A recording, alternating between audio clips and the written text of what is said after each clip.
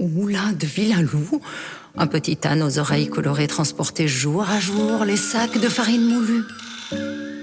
René le meunier aimait son âne gris autant que le pain frais du matin. Un jour, non loin de là, les sauterelles des prairies voisines décidèrent d'aller visiter le petit âne pour lui apporter quelques feuilles fraîches d'herbe verte. À leur arrivée, l'âne rougit d'émotion et ses oreilles se colorèrent de vert. Oh oh, remarquèrent les sauterelles. On dirait que Clopon est ému. Eh bien, nous reviendrons. Et elles repartirent sautillant d'une branche à une autre. Le lendemain, elles décidèrent d'y retourner pour remettre au petit âne quelques pissenlits jaunes. Et devinez, les oreilles de Clopin se teintèrent de couleur jaune. Intriguées, les sauterelles revinrent le surlendemain pour lui offrir des oranges. Et bien devinez. Eh oui. Les oreilles de Clopin se colorèrent orange. Mais depuis ce jour, les oreilles de Clopin ne changeaient plus de teinte. C'est comme si le coloris orange ne pouvait plus disparaître ni évoluer. Un peu mal à l'aise, les sauterelles firent appel à René en lui avouant qu'elles étaient coupables de la situation. René ne sut que faire. Il avait bien remarqué que son petit âne n'était plus pareil, mais il cherchait, mais comment le défaire de cette couleur si voyante qui attirait de plus en plus de touristes, qui avait appris cette étrangeté par le journal local et la télévision internationale. Les visiteurs intrigués affluèrent au moulin de Villaloup. Ils ne voulaient plus repartir, se donnant toutes les chances de suivre l'évolution. Ils campaient même sur place.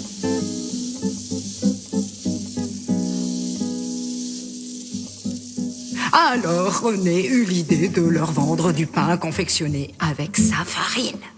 Et les convives appréciaient tellement ce pain qu'ils se mirent à acheter la farine de René pour tenter, une fois rentrés chez eux, cette recette de pain de goût raffiné.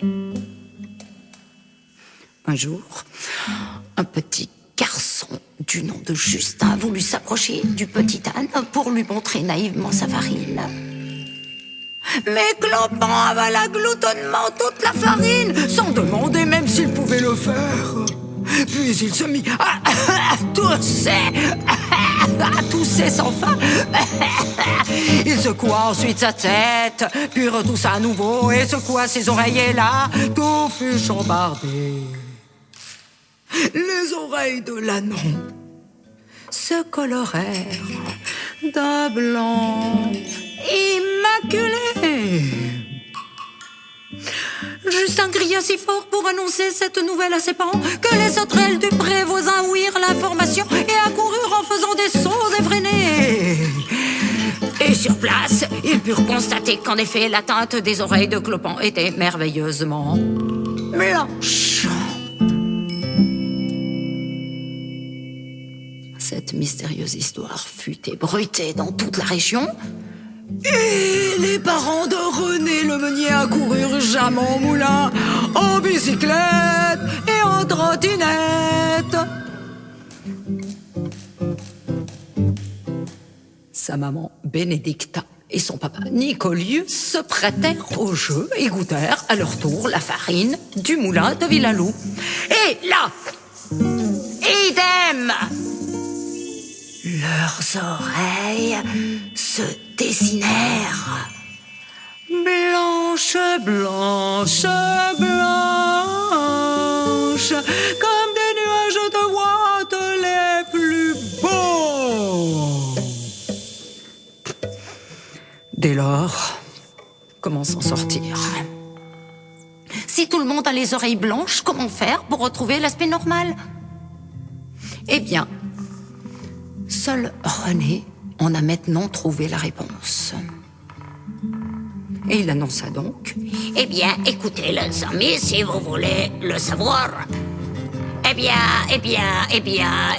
venez visiter le moulin de Villalou et je vous confierai ce mystère. Et entre-temps, bon appétit, les amis, et savourez de loin ce pain d'épeautre aux noisettes et aux fruits secs. Mais j'espère à bientôt. Allez, allez! C'est ainsi que je compris qu'il ne faut pas chercher à percer l'énigme sans en faire la démarche. Oh. Alors, cher public, eh bien, venez me rejoindre au moulin de Villalou. Avec René et son âne, je vous attends pour une galette de farine blanche.